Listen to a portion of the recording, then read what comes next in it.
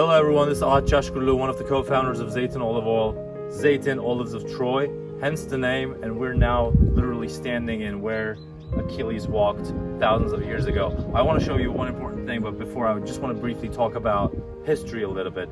There are a lot of different nuances when it comes to the exact date on it. I just want to reflect on Herodotus and what he wrote, and he was said the Greek-Trojan War actually happened 1300 years BC, which is amazing. When you think about that, it's magnificent. And the story that was told was actually kept a secret for 500 years until it was written by Homeros in the masterpiece Iliada, which is amazing. So these are the ruins that we have in the back, which is really great to see. But what we came here for is to show you something else. Let's go look this way and then okay, on this side, why I want to focus on this side is right next to the ruins, right next to the wall, we see a wild olive tree.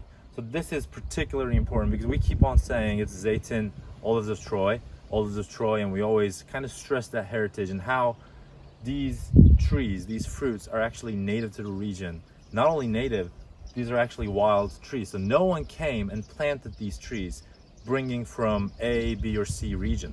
These trees were always here. So that's a big testament to the region's olive oil culture, because we know that the oldest olive oil processing facility that's known to mankind today is actually a stone throws away as well, really close by. So it has been the part of the culture, part of the commerce, part of the people's upbringing to process and actually sell olive oils in the region, which is why we keep on saying Zeytin Olives of Troy. This is why it's particularly important that we source it from here, we process it here, and we ship it directly to your door so that you have the best and the freshest product from the deepest of connections to history. So this is spectacular.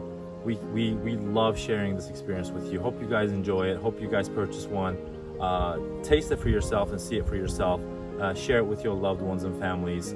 Until the next video, take care.